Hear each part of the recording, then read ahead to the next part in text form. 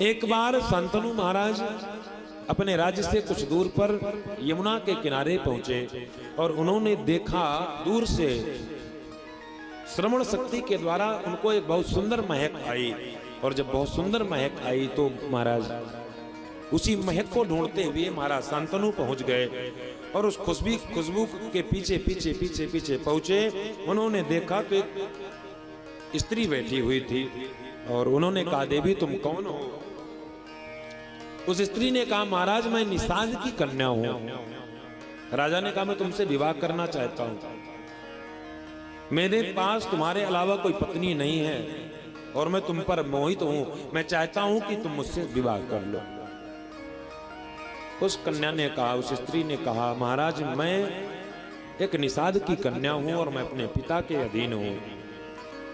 आप मेरे पिताजी से बात कर लीजिए। अगर मेरे पिताजी अगर आप को देना मुझे स्वीकार कर लें तो मेरी तरफ से मैं आपके साथ चलती हूँ। मेरे लिए सौभाग्य की बात होगी। शांतनु ने जब महाराज ये बात उस निषाद से कही, निषाद ने कहा, महाराज विवाह तो मैं कर दूंगा, मेरे लिए सौभाग्य का विषय होगा। मेरी पुत्री एक महाराज के यहाँ जाकर रानी बनकर रहेगी। लेकिन महाराज मैंने सुना है आपको आपकी पहली पत्नी का कोई बेटा है, तो कोई मतलब नहीं मैं अपनी पुत्री का विवाह आपसे करूं। लेकिन कुछ दिनों के बाद जब मेरी पुत्री का पुत्र होगा तो आपका वह बेटा उसको राज्य पर नहीं बैठने देगा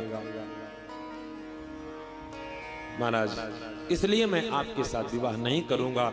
मेरी सिर्फ एक शर्त है, अगर मेरी बेटी का बेटा राजगद्दी पर बैठेगा तो मैं अपनी पुत्री का विवाह आपसे कर दूंगा। महाराज शांतनु ने सोचा ये बात उचित नहीं, मैं बालक देवव्रत के साथ ऐसा अनर्थ नहीं कर सकता। चुपचाप चले आए और आप करके अपने राज्य में शोकमग्न रहने लगे। उनको कुछ सूझता नहीं, शांत पड़े रहते। एक दिन मंत्रियों से पूछा, देवव्रत ने पूछा, पिताजी को क्या हुआ, इतने शांत क्यों रहते हैं, इतने समस्याओं से ग्रसित क्यों हैं? मंत्रियों ने बताया, महाराज आपके पिताजी एक दिन यमुना के किनारे गए थे। एक कोई निषाद की कन्या है जिसको देखकर आपके पिताजी उस पर आसक्त हैं और उनसे विवाह करना चाहते हैं, लेकिन ऐसी शर्त उसके पिता ने रखी है। आपके पिता ने इसलिए विवाह नहीं किया। तब महाराज देवव्रत पहुंचे और उस निषाद से बात किए, देखो भैया मैं आपके पिताजी से अपनी पुत्री का विवाह तो कर दूंगा, लेकिन मेरी शर्त है कि मेरी बेटी का ही बेटा राजा बनेगा। बीच में पहुंच गए, बीच में ने कहा कोई बात नहीं, आप चिंता मत करो, मैं आपकी बेटी के बेटे को ही राजगद्दी पर बिठाऊंगा, मैं स्वयं राजा नहीं बनूंगा। उस निषाद ने कहा, महाराज अगर आगे चल करके आपके बेटे ज्यादा पराक्रमी हुए तो आपके बेटों ने अगर मेरे बेटी के बेटे को राज्य से उतार करके स्वयं राजा बन गए, तब फिर वही कहानी गड़बड़ हो जाएगी। महाराज देवव्रत ने कहा, मैं आपके सामने यहीं पर प्रतिज्ञा करता हूं, मैं जीवन में ना कभी विवाह करूंगा और ना ही कभी मैं राज सत्ता को ग्रहण करूंगा। नदार संग्रहम नूनम करिष्यामि सर्वथा सत्यम में वचनम तात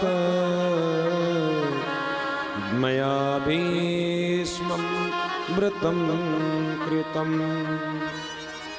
नदार संग्रहम नूनम करिष्यामि सर्वथा। मैं आपके सामने प्रतिज्ञा करता हूं, जीवन में कभी भी स्त्री का संग यानी विवाह ही नहीं करूंगा। सत्यम में वचनम तात, ऐसी ये मेरी भीष्म प्रतिज्ञा है, कठोर प्रतिज्ञा है। ऐसी कठोर प्रतिज्ञा कर लिया और उस निषाद कन्या को ले जाकर के महाराज शांतनु का विवाह उस मत्स्योदरी योजन गंधा सत्यवती नाम की कन्या से हुआ। महाराज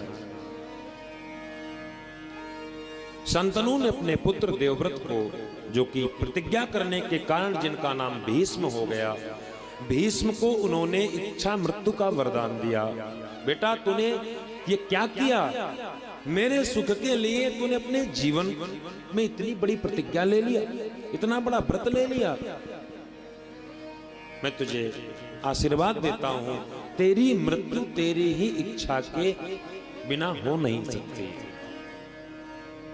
महाराज उसके बाद उन्हीं देवी सत्यवती और शांतनु के द्वारा 2 पुत्र हुए, चित्रांगद और विचित्रवीर, जिनकी चर्चा मैंने आपसे किया। और महाराज व्यास जी के संकल्प से जो 3 पुत्र हुए,